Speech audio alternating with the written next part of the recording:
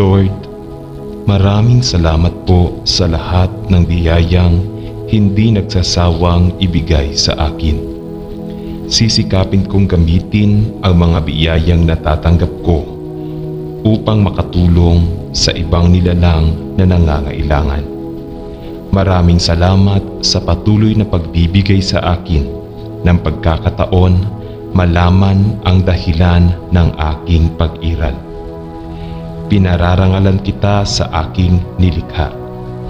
Maraming salamat sa pagkakaroon ng masayang pamilya, kaibigan at mapagkakatiwalaang kakilala. Sila ang dahilan ng aking kaligayahan. Sila yung mga taong nagbibigay inspirasyon sa akin para mabuhay at maging masaya araw-araw. Maraming salamat sa mga payo na ibinigay mo sa aming lahat upang magampanan namin ang aming mga responsibilidad at obligasyon. Maraming salamat sa iyong lakas, katalinuhan at determinasyon. Ito ang ginagamit natin para malampasan ang mga alon at hamon ng buhay. Maraming salamat at tinubos ng iyong nag-iisang anak ang aming mga kasalanan. Amen. Panginoon, patawarin mo sana ang lahat ng aming mga kasalanan. Patawarin mo kami sa aming kaguluhan, sa aming kakulangan sa Diyos, sa aming kapwa, sa aming pamilya, at sa aming mga mahal sa buhay. Sinisikap naming maging malakas araw-araw upang labanan ang agos ng masamang kamay. Patawarin mo kami sa minsang pagtalikod namin sa iyong mga utos. Humihingi kami ng tawad sa harap mo para sa mga kasinungalingang sinasabi namin sa aming mga dila. Patawarin mo sana ako sa aking maruming isip at puso. Paumanhin sa pagtanggi na tumulong sa mga nangangailangang nito.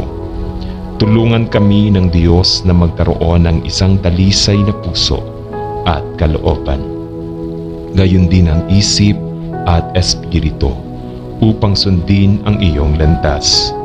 Panginoon, ipinagkakaloob mo sa amin ang kadakilaan ng iyong pagpapatawad at bigyan kami ng matatag na paninindigan upang tanggihan ang kasamaan. Bigyan mo rin kami ng matibay na pananampalataya upang maging matatag sa harap ng mga tuksong darating at darating sa aming buhay. Maraming salamat. Amen. Ama, bilang mga magulang, nais naming tumulong sa lipunan at bumuo ng isang pamilya na may takot sa Diyos, nagtuturo at nagsasagawa ng aming banal na salita. Tulungan mo kaming itanim ang iyong pagmamahal sa amin at magkaroon ng sapat na kaalaman at karunungan. Naway maging mabuting halimbawa kami sa aming kapwa na sumusunod sa lahat ng iyong mga turo at utos. Napakaraming biyayang patuloy nating natatanggap sa ating buhay. Kaya nararapat lamang na kahit sa maliliit na paraan ay makapagbigay tayo ng ngiti sa iyong puso. Iligtas niyo po ang aming pamilya sa anumang kapahamakan at bigyan niyo po kami ng sapat na lakas ng loob at lakas para makayanan ang mga pagsubok na aming haharapin. Naway magkaroon tayo ng pagkakaisa at pagtutulungan upang magampanan ang ating mga obligasyon sa ating kapwa, sa ating bansa, sa kapaligirang ating ginagalawan at sa mundong ating kinabibilangan. Kayo ang aming suporta at buo ang aming tiwala sa inyong lakas. Maraming salamat. Amen. Panginoon, taos puso kaming nagpapasalamat at purihin ng iyong kabaitan. Nagpapasalamat din kami sa iyong mga biyayang ipinagkaloob mo. sa patuloy na pagpapala sa aming pamilya, sa aming bahay at sa aming tahanan at sa ating samahan araw-araw. Ang aming panalangin ngayon, sana ilayo mo siya, lahat ng miyembro ng aming pamilya, at bantayan ang ating gawain at gabayan mo kami sa pagtupad sa aming mga responsibilidad.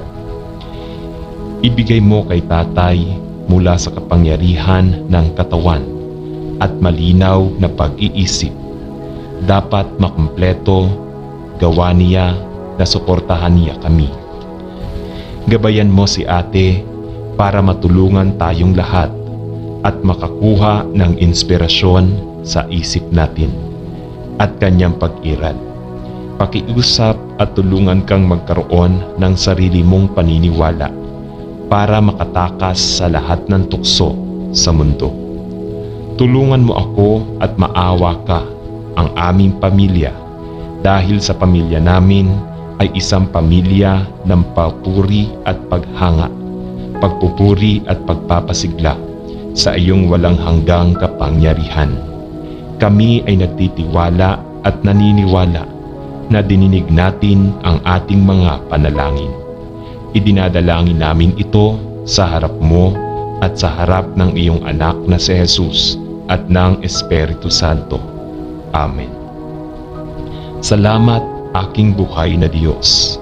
Salamat sa pagbibigay mo sa akin ng kailangan ko. Salamat sa asawa ko na laging nasa tabi ko sa hirap o ginhawa, ngiti man o luha. Salamat sa aking pamilya. Ito ay patuloy na sumusuporta sa aking paglalakbay sa bangin ng buhay. Salamat sa mga kaibigan ko. Hindi niya ako iniiwan at naiintindihan ko kahit ako ay may kasalanan. Salamat minamahal na mga pinuno ng bayan. Ano ang isusuot tuwing gabi at aksyon, mga gawaing itinalaga. Salamat mahal na Ama, Anak at Espiritu Santo. Pinapaikot nito ang mundo at gabayan ng mga tao saan sila patungo. Maraming salamat. Amen. Panginoon, inilalagay ko sa iyo ang aking mga plano, aking tungkulin para pagpalain ka at pumasa. Panginoon, narito sa iyong harapan ang aking mga hakbang, aking isipan, ang aking damdamin. Dedicate ko lahat sa iyo dahil alam ko sa iyo din ang galing yan pag-ibig at lahat ng bagay sa mundo. Nananalangin ako sa iyo, Panginoon. Pagpalain ang iyong sarili ng iyong lakas at kadakilaan, ang aking mga plano para maging successful ako sa aking abambuhay, sa iyong kalwalhatian, sa pangalan ng ating tagapagligtas na si Jesus. Amen.